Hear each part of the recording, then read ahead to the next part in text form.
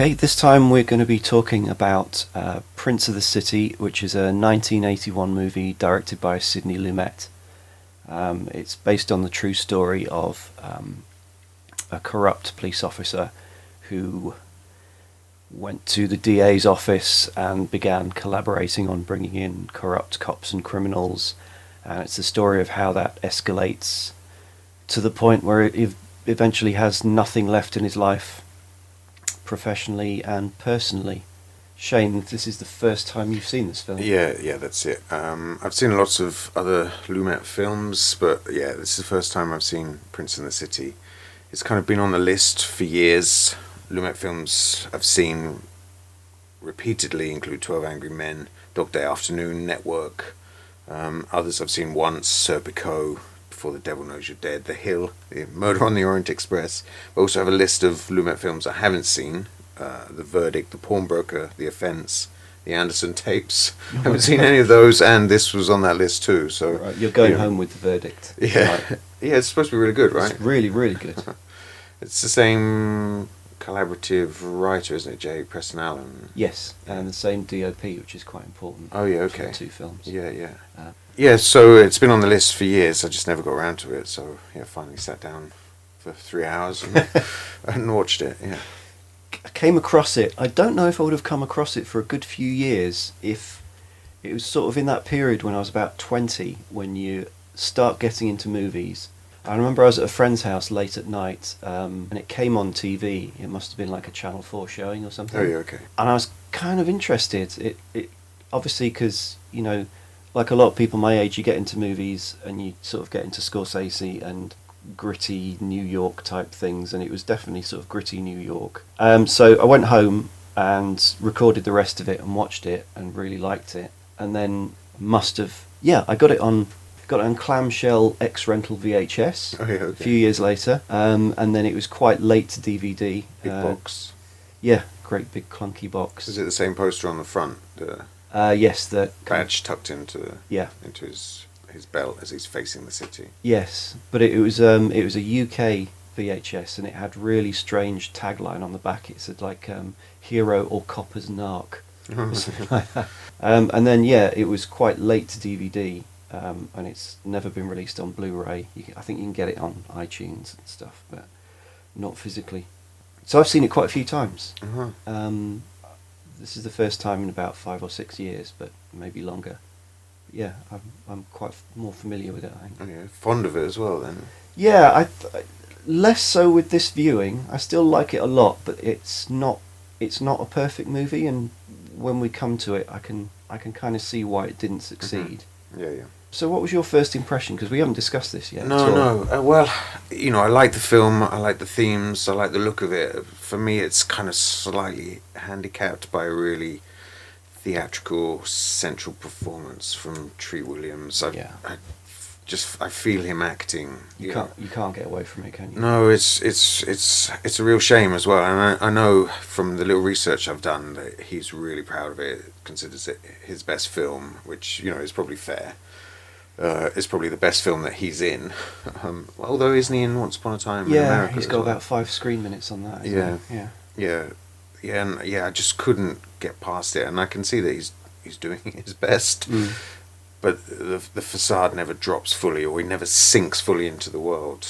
He doesn't. I mean, let's discuss this now. I was going to talk about it because we're going to talk about the cast in a bit, but yeah, it's because I think it's the elephant in the room, isn't it? Once you really get past is. that, you can really sit back and enjoy the other details and nuance of the film. But like he's you know, he's kind of okay, but the film demands somebody that's really special. Somebody who's in pretty much every scene for 3 hours. Yeah. You need to. And carrying the weight of like a 10-year journey from, you know, sort of cavalier cop to, you know, heartbroken soul who's lost everything. You know, it's such a long arc.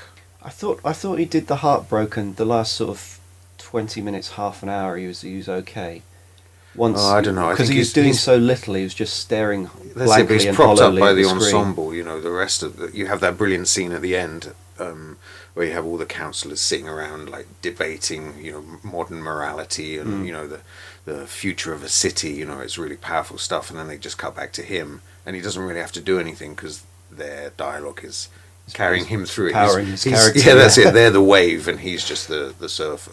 Yeah. No, that's a terrible. No, terrible, it's one of those movies where, and I don't think it was the intention this time, but I always, whenever I see something like this, I always think of The Firm with Tom Cruise. Oh yeah, okay. Because, you know, he wasn't the actor then that he is now. Mm. You know, you had to have him in the central role, and he's not really that good. Mm-hmm.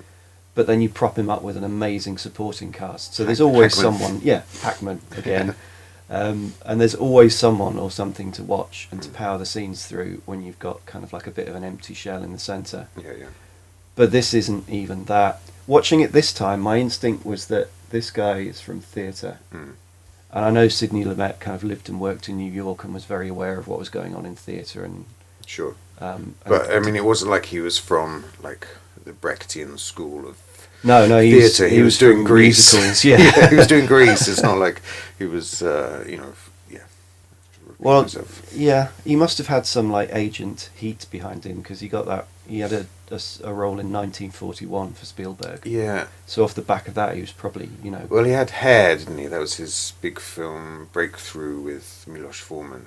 You know, my lasting memory of Treat Williams is seeing a trailer on loads of videos for, and there was a trailer for a film called Deep Rising, Yeah. which was him on like a jet ski bursting out of like a container ship, I think, with like a giant octopus or something. I can't even remember what it was, but it was just Deep Rising with Treat Williams, and I was just like, who the hell is that guy? I remember him being in Things to Do in Denver When You're Dead. Oh yeah, okay. In the mid to late 90s. That was a sort of a cleverer post-Tarantino film. Yeah, that was good actually. Yeah. That was Andy Garcia, wasn't it? Yeah, and Christopher Lloyd and all sorts. Yeah, yeah. So, aside from Treat Williams, how did you find it? Well, I liked everything that it was kind of talking about. I think when you look at New York in the 1970s, it's such a broken, corrupt city. You know, it'd been kind of abandoned by the federal government. You know, it was there on its own, and you know, it's that. I think, like you were saying, when you're watching movies in the 80s as a teenager, and then you start digging a bit deeper, it's kind of the truth of the behind the lie of like the 80s polish. You know, this is the reality. This is kind of dirty city that you're, you know, hanging on by your fingernails, surviving, and it's just, you know, the filth and the squalor and the corruption, which is, you know, top to bottom. It's rife. And I think they definitely capture that. This is probably one of the last films that I can think of. This, and there's The Wolfen as well, that uses those New York locations before I guess they're redeveloped completely. I think this must have been shot in about 1980. I think it was just like, you know, your last stab at getting those sort of locations. Burned out tenement buildings and, you know... Yeah, you can imagine they're sort of shooting the same time as the Warriors, you know, completely, you know, different tone, but, you know, the Warriors manages to shoot the same city and make it seem like this, you know, unbelievably dystopian shithole. It's a weird one. It's a 70s movie, but made in the very early 80s, and I think that's part of the reason that I think times were just changing. At the beginning of the 80s, you still get a handful of sort of gritty movies, but they're dying out. Yeah, the blockbusters are taking hold, aren't they? Yeah, Cutter's Way is another one that's definitely a 70s movie, but came out in 80 or 81 and died a death because just wasn't the audience for them anymore. It feels like a TV movie a lot of the time. Oh, yeah, okay. Like a high quality TV movie. Mm-hmm. And I felt that it should have been a mini-series. Oh, right, okay. Like the tone of the music, it's got quite stripped down music. It's kind of saxophone and Fender Rhodes electric piano type thing. So it does feel like sort of cop TV rather than, you know, big screen cops. Yeah. And the fact that it's almost 3 hours feels like it you know, it should be a 4-part TV series. And I feel it's missing something at the beginning, because the film's very much about this kind of, you know, special elite band of cops who kind of given free rein, and they make good busts and everything, and they're quite working class. Yeah, that's it. It's the same team that brought down the French Connection. Yeah, and they kind of had their sort of working class bonding, and then when Danny Ciello, the lead character, goes and starts investigating corruption, you move into the higher echelons of kind of like Ivy League lawyers and DAs and that sort of thing, and it gets chillier and chillier and colder, and there's a contrast between the two. But I think the first part of the movie should have been longer. I feel that you need more than 20-25 minutes to get to know this band of characters. Yeah, you have to believe the Bond, don't you? I saw an interview with Robert Daly, who wrote the book That it's based on. Yeah, so the real life character is Robert Lucci, and he was a cop who turned on his partners in the end after a long corruption investigation. And then he said when it was kind of done, he didn't know what to do, so he wanted to write a book about the experience and try and just get his side down on paper. And went to see a literary agent who just said, look, you've never written a book before, find yourself a writer. And so he went to see Robert Daly, and he pitched it to Daly as the story of a group of men, a group of brothers who are forced to betray each other, like it's a kind of Shakespearean tragedy almost. Yeah. But the kind of brotherhood and the kinship and everything is sort of hinted at in a few scenes early on. Yeah, it's just not convincing enough, is it? It's not, no. And it's kind of... It returns to it later in the film, particularly towards the end, because, you know, by the time he's been ground down and is forced to inform on his... Because it should be pointed out, they are all slightly corrupt. His contemporaries, you know, yeah. But, you know, I think there's a line where he says in the documentary, there's something about Cello's original deal was to expose corruption in the criminal justice system, in the wider criminal justice system, the bail bondsmen, the judges. You know, he said they were much more corrupt than any cop that he knew, and the defense lawyers as well. But then towards the end, as it turns out, in order for all those cases to be airtight, he can't perjure himself about the things that he and his partners have done in the past. Yeah. So he has to. Well, he doesn't have to. He could always go to jail and destroy all the years of work. That's it. But he eventually has to turn on his partners and inform on them and everything that they've done together. But that makes sense and it's understandable. But all the guilt, and this is a film that is entirely about guilt, is predicated on that bond between them. Yeah. And we don't have enough of that, which is why I feel it would be better as a 4-part miniseries. Yeah. You know, like an hour of that. Do you think maybe that's a modern audience's viewpoint? You know, the film is pretty it's nearly 40 years old, and it's, I think, considered as the precursor to all the modern cop shows that came afterwards. Yeah. The sort of more procedural films about TV shows about camaraderie, and you can see this direct line between this and The Wire.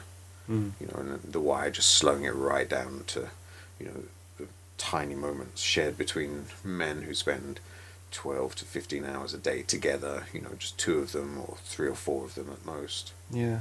No, that's probably unfair of me.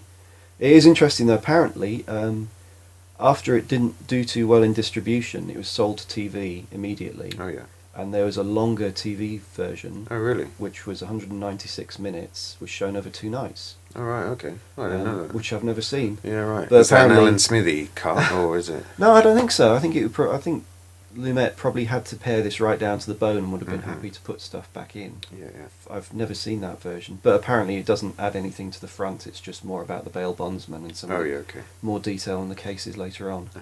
What about the development of the film? Do you know how it came to be? I only know from watching the De Palma documentary. It's a good documentary, that. It's really good. I'm not a huge De Palma fan, but he was massively entertaining. Yeah. He comes across really well. Yeah, that's it. And he feels there's no arrogance about his failures. No. It's not like he's justifying them. He's just like, I was got really it completely wrong. Surprised because he had such a reputation as being kind of a cold fish on set, and really cold, unpleasant director. Yeah. But he just comes across as a really personable old guy. Yeah, that's it. And just kind of going to work to do the job. Apparently, De Palma was developing this project for years, and then he's kind of taken away, wasn't it? Yeah, I think it was De Palma was developing it with David Rabe, who wrote State of Grace, Casualties of War, and Hurly Burly, and they were developing it with De Niro, and it was kind of in gestation for a while, and then at the same time, I think Lumet was developing Scarface. Right. And I think he get Oliver Stone on board Scarface. Yeah, I think so. Yeah. Yeah, and then they brought Lumet into Prince of the City after De Palma left, and well, I think he'd. All right, let me backtrack on this because I did check this out actually. So J. Preston Allen, who wrote the screenplay for Prince in the City with Sidney Lumet. She also wrote Marnie, The Prime of Jean Miss Brodie, Funny Lady, and Cabaret. And she'd read the book and took it to Lumet and said, we should do this. But the rights were still tied up with De Palma. And then when he departed, so Lumet went off to do Scarface. And then when De Palma departed Prince of the City, Lumet moved in and De Palma took Scarface. God. I'm sure there's a simpler way of saying all that. Well, they kind of got the material that was best suited to them, didn't they? Yeah, in the end. I can't imagine De Palma having much patience for all of the kind of convoluted legal rigmarole and the slow procedural pace of what happens in Prince of the City. Yeah, definitely. I can imagine it'd be a lot more set piece driven, and there'd be a lot more violent confrontations. A lot more fighting. So Prince of the City has themes. It has themes in big capital letters. It's very much a thematically driven film rather than an action-oriented film. And I think the main theme in the film is just guilt. It's just guilt from start to finish. Yeah, I mean, it's telling. The opening scene is the lead character just laying in bed having night frights about people knocking at his door. This idea that at some point he's going to have to pay the price of his moral choices. I think that the kind of backdrop is it's 1970s New York after a long period of deindustrialization. It suffered economic crisis and rising crime rates, and I think corruption was rife. Yeah, it's not specific about when it's set, but I think it's about 75, 76. Yeah, that's it. They do go to see Ship of Fools, and they've got a poster for all the President's Men in the lobby as well. So yeah, right. I think that's kind of the period. Yeah. Oh yeah, there's that really weird scene where they're queuing to go in the cinema, and it's a bit like that. What's that Woody Allen film where he's Annie Hall? Yeah, it has that sort of feel to it because like Treat Williams' performance is so light, isn't it? Yeah. Considering everything that he's going through.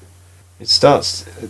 You get a very sort of brief opening scene where the cops kind of do a big bust, which is great for them professionally and also personally because they skim off several $1,000s from the bust. Yeah. There's a nice quote from Robert Lucci where he's talking about drug dealers, and he just says, if I meet a drug dealer, he doesn't have any civil rights as far as I'm concerned.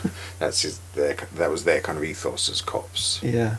It sketches in that, and then which is quite exhilarating and quite a high for them. Yeah. So what they would do is take all of the drug dealers' money, with except for maybe like 10 grand, and use that to buy them flights out of America. Out of the country. So it was like immediate extradition.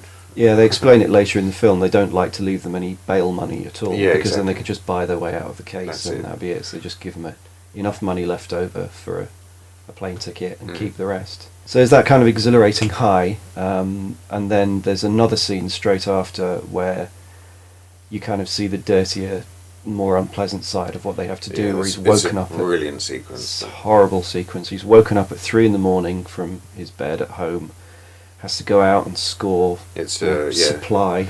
It's his CI, isn't it? His confidential informant who's basically run out of drugs. Yeah. And needs him to score for him. Yeah, so he has to score drugs, which means chasing around New York at 3, 4 in the morning. Well, first of all, he goes to the police station to score drugs. He picks up the drug addict, drives him to the police station, goes to see another cop who's got a load of drugs in his locker, scores from him, gives it to the junkie, but it's bad shit. So the junkie can't take it, so he can't go back to the police station again. So then they have to go down and rob another junkie. Another junkie who, Cielo has to beat up in order to rob, and it turns out it's somebody else that he knows. Who's terribly upset. It's one of those sequences as well. I think, like a modern filmmaker might cut it as soon as the point is made. But what Lumet does is he stays with Cielo and this junkie, as the junkie is then reacting to the beating. Like he's been punched in the guts. He ends up throwing up, just all over broken himself, nose, and Cello's like wiping the sick from his mouth. It's probably one of the most powerful scenes in the film. It's really arresting, and then it doesn't even end there. So he goes back home. Takes the junkie home. He's like, okay, I'll take you. Sends his CI junkie on his way with his stolen smack, and then takes the other junkie home with half the stash, so that he doesn't leave him completely bare. And then that junkie goes home and beats up his girlfriend, who takes all of the junk. She goes into the bathroom, takes all the junk, and leaves him nothing. Well, she says that she's taken it, and then she dropped half of it down the toilet, which is pretty standard, like junkie lie. Yeah. And then Cello just stands there as he beats up his girlfriend, played by a very young Cynthia Nixon. That's right. Yeah, it's always startling to see her. Yeah. So it's pretty much off the back of this scene that Cielo kind of realizes he can't live with this kind of guilt. Well, he's a drug dealer himself, essentially, isn't he? With and a badge. There's a scene at home with his family that nails it, where his younger brother, who's having a tougher time than him, kind of confronts him about... He's supposed to be a drug addict too, isn't he? The brother? I think so. It's a terrible performance, that brother. Yeah, he's really awful. It's a rough scene as well. You can see there's a massive dent in the wall from an earlier take. Yeah, that's right. Yeah. So they're pushing each other around. But on the basis of these sort of sketched in short scenes early on, you can see that Cielo is guilty about every aspect of his life. Yeah, well, it's there in the subconscious, isn't it, I think, and what the film does is put some characters in the way that make him conscious of his choices. Culpability. Yeah. And then he's invited to see the new DA, the district DA? Yeah, I think so. Who's beginning an investigation into police corruption, and initially he's quite bullish and resentful, and again in a very rough bit of performance he kind of does the swaggering macho bravado thing to a real extreme, but then decides that he wants to cleanse himself of this guilt by starting to investigate people more corrupt than him. Yeah. That's the feeling I get. Yeah, it's still a crusade then, isn't it? Yeah. The real Cello, he said that his kind of motivation for switching was simply being at home with his father, and his father made a comment on a diamond ring that he was wearing. Right. And it's like his dad was like, what's this ring you're wearing? And he said, oh Dad, sometimes I have to go undercover, so I need the jewelry. And his dad was like, no, I don't think that's right. And there was something about his father seeing through the lie was enough of a prompt. And that's in the film as well. It comes at the end of that confrontation. Yeah, but the guy playing Dad is also really flat, isn't he? And then it kind of moves into this second section of the film where he starts working with prosecutors and DAs, and then kind of reveals another theme of the film, which is class, which is a massive class divide within the police, within the government and law enforcement. And rather than try and quote it, there is this amazing stand-up speech which lays out the class themes of the film. Just lays them out for you. So here it is. That's a pretty good scene. That's a good scene. Yeah, it's really I thought good. rather than try and read it from my notes, it's best just. Yeah, I mean the film has lots of those moments. It's worth watching just for that kind of quality. I read an interview with Lumet, and he was saying, there's something about Jewish filmmakers where they just kind of talk about everything that everyone else kind of tries to put a lid on, and I think it's one of those scenes where just to lay it all out, they often say show don't tell, but I think sometimes just say it, say it. And the sequence at the end, there's half a dozen of those really powerful moments that are all just done in dialogue and even performance. To be fair, Treat Williams, he starts that scene really kind of arrogant, chest puffed up, and ends, head in his hands, collapsed on the sofa, raw voice and yeah, it's just like, again, going back to Tree Williams, it's just that thing where like the scene is done and then they're fading out and you just hear him go, "You just don't understand," like really bad, like theatrical kind of underscoring of something that had been done like perfectly. It's like he just had to improvise one shit line tagged on the end. I've got to say, the sequences where he's undercover wearing a wire, looking at the bail bondsman and the other sort of guys that are in that grey area of legality, there's some pretty exciting stuff in there, you know. Yeah. When to wear a wire, and he has a good intuition of when he's going to be safe to record people and when he isn't. Yeah, unless we make, lest we make this film seem like it's a dry theoretical exercise, the whole middle section where he's investigating the bail bondsman and other corrupt law enforcers and stuff is very exciting. Yeah, and very edgy. The fact that they're shooting in the streets, and Lumet, I think there's 130 speaking roles, and he cast 50 non-actors in those roles just to bring the authenticity, and the actors didn't really know who was who, and I think when you're buried in that world in the middle section, it definitely feels very real. And I think it's supposed to feel exciting because this is the point where Cielo says that he wants to get back to where he felt good about what he was doing, like when he was a young cop, when he felt he was making a difference, and it is it's an exhilarating.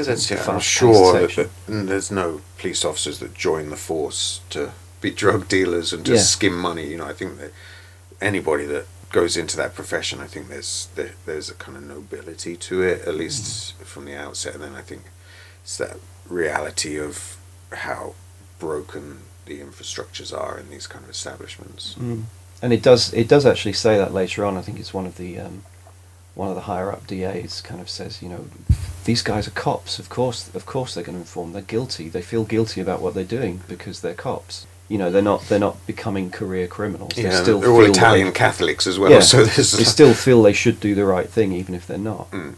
Aside from guilt, the main theme for me was, obviously it develops more and more as the film develops, it's about the class divide in law enforcement. Yeah, sure.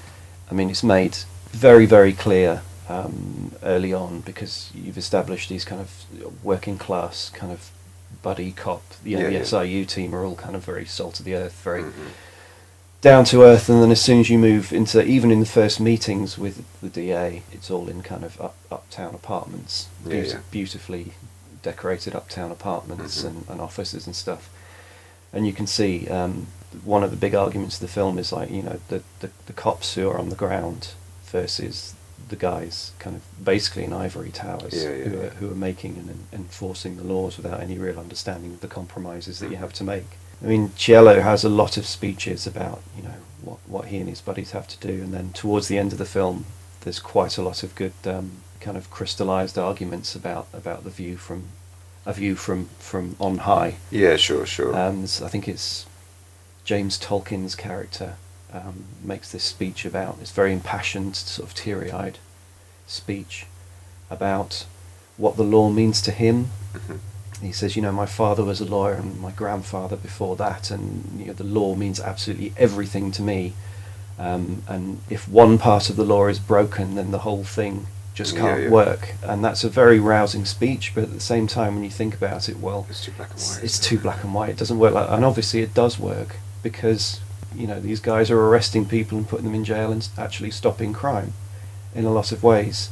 And one of the SIU has that fantastic speech. I can't remember the character's name, the guy with the long face and the mustache, who just casually confesses everything he's done, but with the justification that you guys make it impossible for us to do it day to day, so we are still doing balance of justice and bureaucracy, isn't it?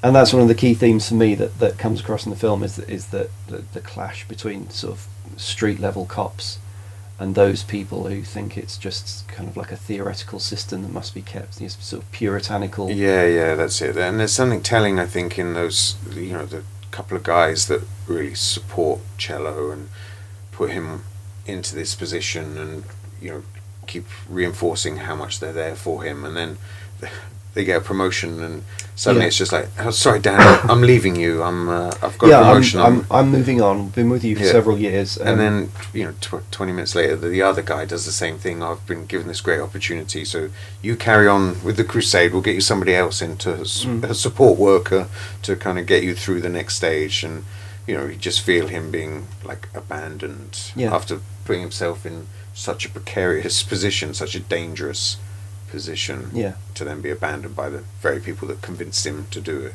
Well, they're not really considering him. I think he's just an asset, really. Well, they've made a career off him. Once he's kind of in play and they start getting the busts and the numbers, then it means they've proved their theory and they can be promoted up or move across to somewhere else. But to the government at large as well, he simply becomes an asset that has to be shuffled around and That's leaned the on where Babalang necessary. character, isn't he? He's really good in it. I always think of him as like a really warm, cheery, lovely guy, and he's such a dick in this, isn't he? He's a sociopath in this, isn't he? He's got no warmth whatsoever. Yeah, he's absolutely driven just for the goals. I think one of the key attractions for this, and it's definitely the thing I'd recommend it most to people on the basis of, is the supporting cast. Yeah. Because it's absolutely phenomenal. Oh yeah. You absolutely sink into that world, don't you? Yeah. It's apart from Treat Williams, it's all like really credible and. Yeah, Treat Williams you just kind of have to go with, and accept that you've probably seen worse performances and stuck with the film, but everyone around is. It's is a whole amazing. like sub conversation, isn't it? Yeah. Bad performances in good films.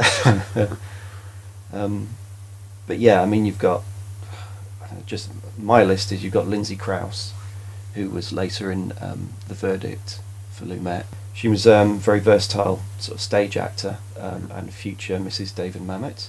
Oh really? She was his first wife. Oh, right, They okay. worked together, possibly on stage, but they did House of Games, his first feature, together.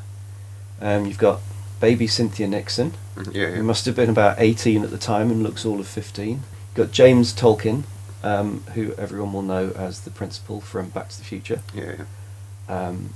And you have Lance Henriksen. Yeah, it's nice to see a little Lance Henriksen cameo, just when he still has a bit of hair. Yeah. Pre-Terminator. There's an alternative world where Lance Henriksen hadn't done the Terminator and Aliens, where he's still doing great character parts in really good movies. Because I think... Do you know anything about his background? No. I don't know anything about him, apart from the obvious. I need to know more, but apparently he had a proper life first. He joined the Merchant Navy. Oh, right, okay. And was doing that for years. Didn't learn to read and write until he was 30. Wow. Yeah. And then started, I guess, doing acting. Lumet certainly took a liking to him. He's in Dog Day Afternoon. Oh, yeah, okay. And he's in this.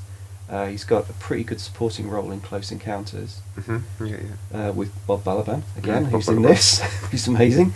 And he's got a really good supporting role in The Omen 2.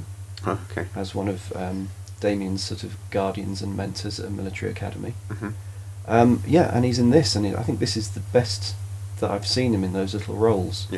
He's terrific and steely and charismatic and just kind of commands every scene that he's in. Yeah, he's really good. Bob Balaban, again, who's usually friendly and approachable and chirpy. You hate him by the end of this. He's such a dick. Oh, his first scenes, he's fascinating because he's so, not antisocial, but just asocial. He cares nothing about forming bonds with people. He just kind of pursues his agenda through... That's it, exactly. Glass of champagne in one hand. Yeah. And there's another guy in it, towards the end, when his two first contacts have moved on. There's a guy who tries to befriend him, who has very sort of late 70s, early 80s big hair. Quite an interesting face. I think I've seen him somewhere before, and you get the feeling that you've seen him in about a dozen movies. He tries to befriend Cielo, but Cielo is so frozen up by the ordeal he's been through that he kind of rebuffs him. But he still kind of sticks with him and is quite loyal to him. Who is he? That guy? I can't remember him in the film. Steve Inwood. He's kind of hanging around in the background after the polygraph test, and then they share a flight back. Oh, yeah. And he's saying, he's trying to talk to him about his ordeal. Yeah. And Cielo says, "What, you want to be my friend?" And then just turns away. And you realise that this guy is perhaps the only person in the whole apparatus who understands what it's doing to this guy personally. But he's just a really interesting looking actor, and he does really well in it. But I looked him up thinking that I'd see him in about 10 movies I've seen, but I've only ever seen him in 2 things. Mm-hmm. One of which was the movie of Fame, Oh yeah. which I can't remember him in. Mm-hmm. I have a feeling he might be the horrible guy who lures Coco off the street to do nude photos. And then he's in this movie which I saw when I was 13, late at night at my grandmother's house. I thought it was so fascinating and so seedy. It's like a New York revenge thriller with James Brolin looking for his kidnapped daughter, Right. called Night of the Juggler. And it was so seedy, and it was all kind of like shot on Times Square, New York streets, that I thought it was great at the time. And I haven't seen it since. It's probably terrible. Yeah, right. But he's in that. But yeah, he's really good. Mm-hmm. And I just think he should have been in more. Yeah. What happened to him? Do you know? I don't know. You kind of look at the IMDb and you see, sort of spotty credits in things that you've never seen in TV movies. But maybe he's another theatre actor. Yeah, right. He had a really good theatre career. Sorry, I've just talked for about an hour and a quarter. Well, the only thing I know about the cast is that apparently Bruce Willis is an extra in this film. Really? Yeah. And Treat Williams got him an agent, or an introduction to an agent or something, and that's crazy. That's where that starts. Yeah. So I think one of the kind of main pleasures of watching Prince in the City as a fan of cinema is watching Lumet, who's probably a master of his craft at this point, just kind of doing the work. I saw Lumet interviewed in a documentary, and he talks about Prince of the City and it being his least judgmental work. Well, it's kind of a conversation piece with Serpico, which is, we haven't really mentioned it. It's the earlier film he made about police corruption. Yeah, sure. But one of the criticisms of Serpico when the film came out, more the film than the book or the real life story, is that he's portrayed as an absolute saint. Yeah. He's one absolutely incorruptible man against the system. And that, Yeah. for a lot of people, that didn't ring true. Not necessarily in the case of Serpico's life, but in the case of a movie. He did get shot in the face by cops. Yeah, but the fact that he's presented as, Pauline Kael in her reviews, said he's like a saintly, Christ-like figure in the whole film. Yeah, so wispy beard and everything. Yeah, but it's this kind of like, telling the story of police corruption, telling it from the point of view of somebody who's absolutely incorruptible and is astounded at the level of corruption in front of them. Well, this time I think he wanted to tell it from the point of view of somebody who was corrupt and not have those absolute moral certainties in there. Yeah. So what was it Lumet said about it? Well, he was talking about the techniques that he wanted to apply in realising the story on film. His simplest one was just to take out any film lenses that mimic the human eye. Oh, yeah. So anything in the sort of mid-range, 30, 40 mil, no, 30 mil, 20, 30 mil, I think. And so he just used wide angle and long lens stuff. So you do get these kind of really abrasive moments where you have this wide street scene with the cops running through, and then you cut into like quite a wide angle close up, and it's really sort of in your face. You're kind of in the nose hairs, aren't you? Yeah, you remember that really well, since you gave away your copy of Making Movies by Sidney Lumet, but I referred back to mine the other day. It's almost word for word. Oh right, yeah. Well, he says it in the documentary, so I guess he's kind of just walking around saying the same thing. Yeah, all space was elongated or foreshortened depending on whether I used wide angle or long lenses. Nothing was to look normal or anything close to what the eye would see. Yeah, exactly. Yeah. And then he talks about structuring the film, so it's 3 acts, structuring the visual style, so that the first act is kind of wide, you see all the background details, and the backgrounds are lit more brightly than the foreground, so the characters are shadowy, blending in, and you can kind of see the world that they inhabit. And then he talks about the middle act evening everything out, so it's kind of everybody's on the same sort of level, and then by the third act you stripped away all of the background detail. A lot of the rooms, like the courtroom in the opening sequence, is rammed full of people. There's 100 people in there. The paint is it's coming off the ceiling, and it's chaotic. And then by the end, when cellos in the courtroom. Yeah, like it's empty. Blomberg Yeah. trial and everything. It's virtually empty. There's nobody there. It's wood panel, and it's dark. Low and ceiling. all you can see is the characters' faces. They're the only things that are lit. So I really appreciated that detail in the work. I think to set up the authentic world, to let the characters be introduced into that space, and then to slowly migrate to a story where it's just all about the impact of living in that city on the people that are there. There's a funny little section towards the end of the film which absolutely highlights that you don't. It's a very subtle change of shooting style throughout the film, and you don't consciously notice it. Yeah. Until towards the end, where he goes to visit his old partner Gus Levy to warn him, and Levy's still working undercover in the garment district. Yeah. And suddenly you're in like a thriving, bustling environment, as like what you've seen earlier in the film, and the contrast between the two. And it's a scene where Levy tells him, "Look, I'm working undercover. I've busted. I've got wires on this many people. I've got this many busts." Like, I'm still in the game, man. I'm still in the game. And none of them are cops. And you realise, the world that he's left behind. Yeah. And we get a reminder of that too, visually. And it makes you, realise what you hadn't noticed about the sort of shooting that's a really style. good observation. Lumet talks about the locations as well, because it feels like a lot of it is sprawling across the city, and they did shoot in the 5 boroughs, and it was a kind of busy shoot. But he also talks about the Alexander Hamilton Custom House, which was where they shot tons of the film. It was basically like a living studio. They just kind of kept coming back there. When it was raining, they'd come back and find rooms. And well, they took over the whole building. Yeah, that's it. And realised that because so much of it, like 95% of the movie takes place in offices and apartments and courtrooms. Yeah, exactly. They could use all the different spaces in this kind of abandoned building. Yeah, they used it to double for Miami and Washington and all sorts, didn't they? Because it was a detached building, so it had views from 4 walls. Yeah. And then it had an inner courtyard it's on the as well. southern tip of Manhattan, isn't it? Yeah. So that apparently, that was an absolute godsend, because they could just use that as their own studio. And apparently Lumet's always quite thrifty and always keeps an eye on the budget. Apparently it saved them 4 days off the schedule. Oh, right, okay. What's the film? Didn't he bring in, I can't remember which film it is, but he brought it in $1 million under budget, and they said it screwed up the studio's accounts. I remember an interview with him. It might have been on like Moving Pictures or something, or a documentary about him some time ago. But he did actually it was coming towards the end of his career, or in the later stage of his career, but he kind of said, no, what I actually do is add an extra 3 or 4 days onto the schedule, and an extra $250,000 onto the budget, so that when it comes in under, I look like a hero.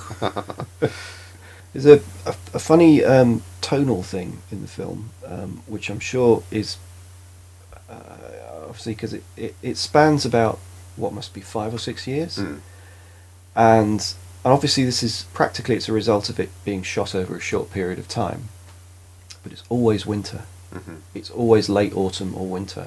Yeah. It's chilly. It's a chilly film from start to finish. Yeah, I mean, there's some summer stuff in there, or it's supposed to be summer scenes, isn't it, where they're barbecuing, but there's no leaves on the trees. Yeah, it's like 2 barbecue scenes, and it doesn't feel particularly warm even then, which I'm sure is just kind of happy accident, but it does give the film quite a cold, cold atmosphere. Whereas Serpico feels like it's permanently a baking summer. Oh yeah, okay. And Dog Day Afternoon definitely. Yeah. But this is a wintry film, and it's a good double bill with The Verdict, which is also a winter film. Okay. Very, very kind of same DOP as well. He manages sort of to capture that sort of grey winteriness, but the kind He's of Polish, isn't he? Yeah, so warmth of interiors. Yeah. Yeah. Sidney Lumet is one of those names. I think once he sort of comes up on your film radar, like he's always there, right? Yeah. Do you remember your first Lumet? Do you remember your first Lumet? Lumet? Is it? Do you think it's pronounced Lumet or Lumet? I think it's Lumet. Lumet, yeah. I can't specifically. I think he's one of those ones who you'd seen more of his films without knowing what they were. And what? So as you become aware of the role of the director, you suddenly realise 2 or 3 films that you've seen are all the same guy.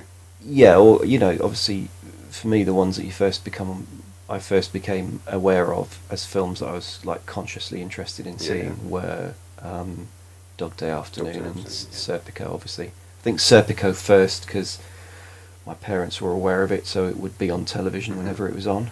But then obviously when you realise that, you know, that's the name, you realise how many of his other films you must have seen over the years. It would probably have to be those two.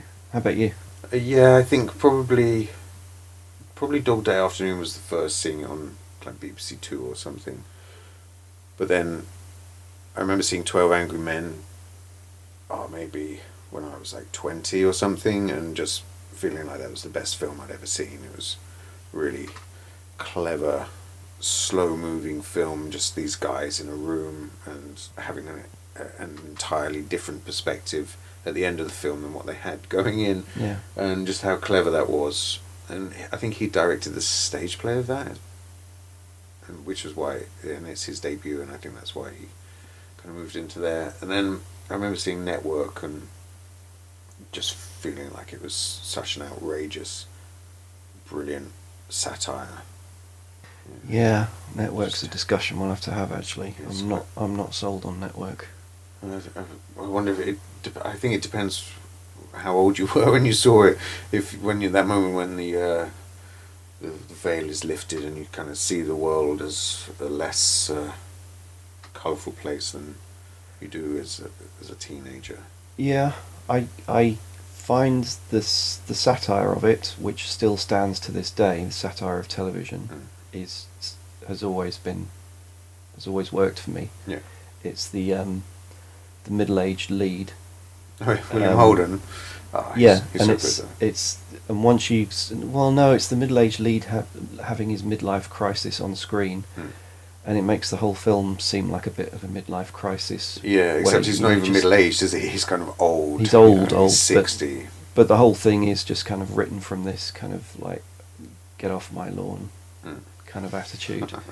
And it's not even particularly even-handed as well, because, you know, he gets to waltz into this affair with a younger woman, and then waltz out of it, and then also he gets to kind of talk down to her about how worthless her generation is in comparison to his, and it all feels a little bit sour to me.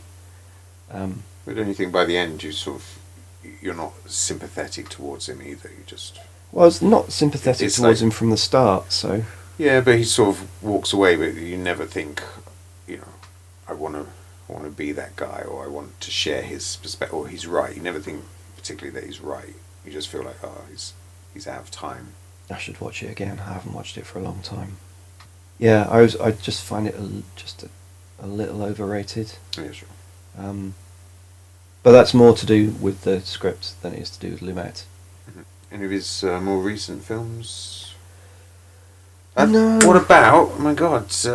What's his last film before The Devil Knows You're Dead? I didn't like it very much. Okay, I thought it was really good. I was really fresh. I was really invested in it, yeah. and I actually bought it. I think it was like in the early days of Blu-ray, so you're just interested in buying new films to watch them that way. I remember really liking it. It's kind of, I haven't seen it since it came out, but it was kind of non-linear structure, the mad performances. I thought it felt really fresh.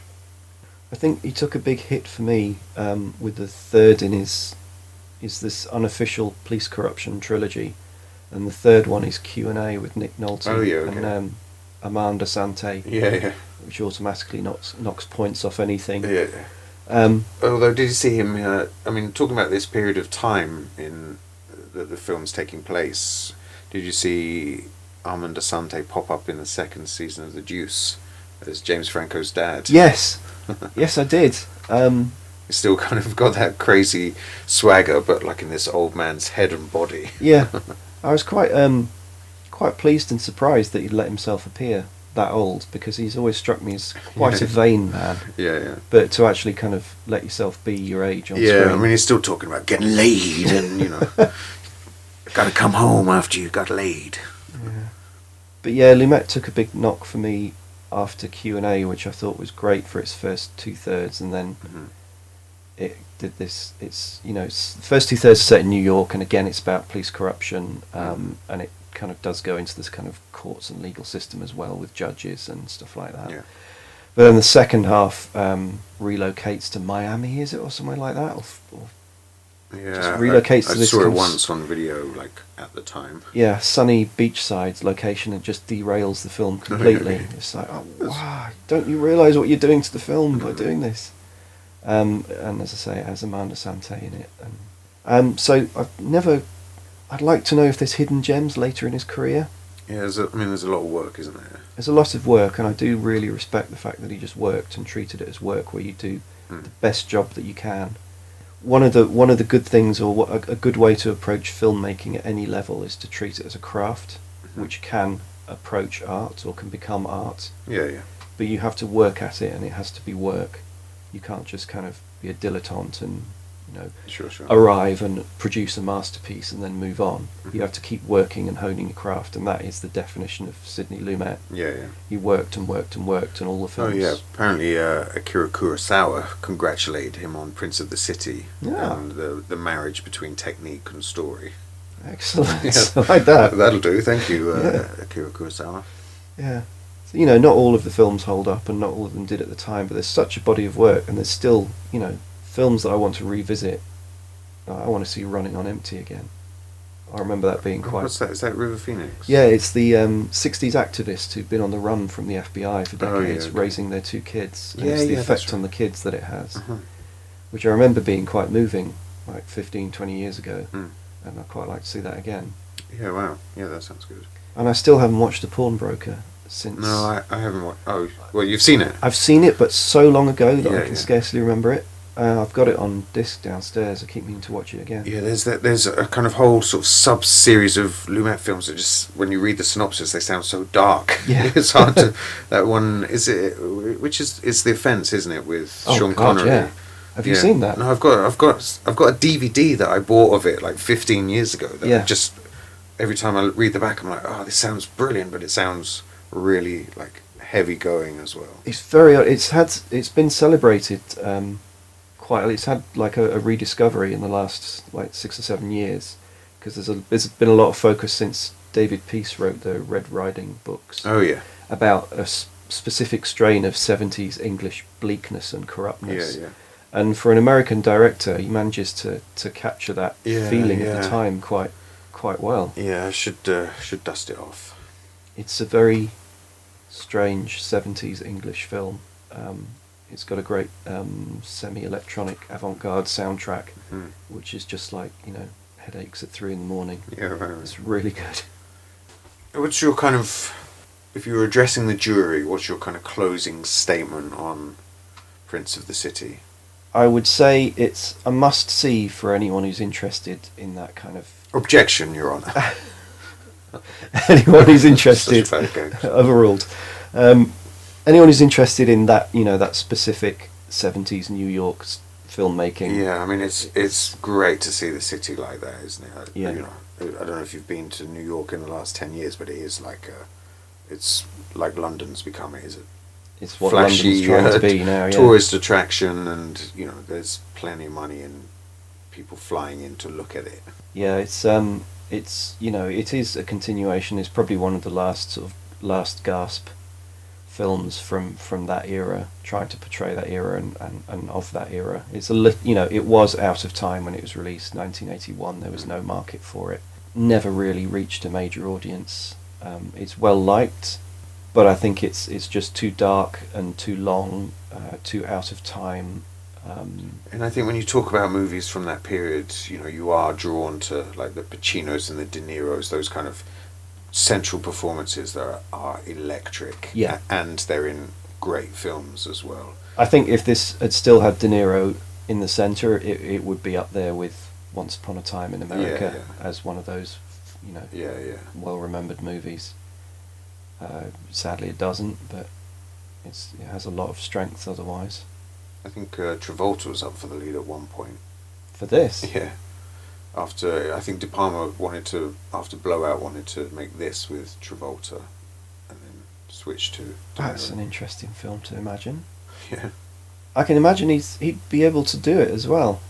Because he's got the swagger in Saturday Night Fever, and he's got the dead-eyed, absolute, emptiness at the end of Blowout. Yeah. He could probably do the two without, chewing the scenery as much as Yeah, might have just been that different career path. Mm. I think it's what Prince of the City is one of those films that I'm glad I watched it. I don't think I'll be revisiting it. For me, I know I'll come back to it. Would you fast forward through some of it? No, I'd like to watch it all. It's one of those films. How can I put it? I like those films that sometimes don't get out of second gear. Mm-hmm. I like those films that aren't, perfect, and I find masterpieces or extremely good films a little bit overbearing sometimes. Sure. I do like, in the same way that perhaps you would watch television, I do like to have a film like this that you can come back to and appreciate some of the subtle things without being bowled over completely. Yeah, right. Which is why, I'd never recommend it as one of the greatest films of anything ever. But I do like to have these, something like this that you can come back to and just kind of luxuriate in it. Have you ever seen it in the cinema? No. I wonder if that's a different... Yeah, I don't know if I would want to either. Well, for me it would be about, getting those frames, those panels up really big so you could examine, the background and the space. Yeah. Yeah, apparently there's only one 35mm print or something, isn't there, which is in the Columbia University archives. Oh my God. And the rest are gone. Well, that'll change soon. At some point it'll get digitised in 4K, and then it'll be a lot easier to schedule it for festivals and stuff. True. That's one of the things I've found recently, is that a lot of films that you wouldn't have thought you'd ever get to see on a big screen, because they've made a 4K master, you can just that's true. downscale a 2K digital print and, at request. Mm-hmm. I went to see an Alien double bill at the Prince Charles, and they're advertising it as the director's cut of Aliens, which, if there were ever prints made of that, it would have been back in 1992 or something. But it was a fresh new DCP. It was a mint print, digital print, and I guess it's a lot easier to do that now. So at some point, when everything starts getting archived at 4K, you might get to see it somewhere. Yeah, I guess the Lumet season wouldn't BFI has probably got one scheduled in the next few years. The Lumet centenary or something. Yeah. Well, how about you? How would you describe it if you were describing it to somebody? I think I'd probably pitch it as like a time capsule first. When people talk about New York City now, you should have seen it in the 1970s. It was a fucking shithole, and it definitely, you look at the city then and you feel the crumbling infrastructure and the corrupt, top to toe corruption. You can definitely see it all. So yeah, I think it's a fascinating time capsule for that period in New York's history. I think New York's one of those cities you kind of fall in love with through the cinema. Yeah. And it's definitely part of it, the puzzle of New York. So I definitely, if somebody was asking, I'd say you have to watch it for that. And I think I'd probably spoil it a bit and talk about Lumet's technique. Look for him changing his technique with each chapter, with each act. And I'd probably flag it up with a warning about the central performance not being one of those electric 70s performances that you're used to. Yeah. But I think I'm glad I saw it. It's you could call it a 3-star movie, really, wouldn't you? The strengths. Yeah, that's it. It's a solid 3-star movie. And if you like that sort of thing, then that probably bumps it up to 4 stars. If you like Lumet, it's definitely a 4-star. If you like New York in the 70s... Yeah, that's it. I mean, it might work as part of a procedural season, looking at the workings of the American justice system. Yeah, you could do that. You could... It's a true story. Yeah, if you were celebrating The Wire or something, or Cop TV, you could have this as a precursor to. Yeah, I mean that's pretty valid. I think if you're a fan of The Wire, this is a good one to look at. This is like the father of The Wire, or the grandfather maybe of The Wire. A mild recommendation. I hate to kind of like. No, it sounds, but that makes it sound shit. It's actually it is a good film. It's just hobbled. It's a good film, but not a masterpiece. That's good. See it if you want. See it if you want. There you go. Sold.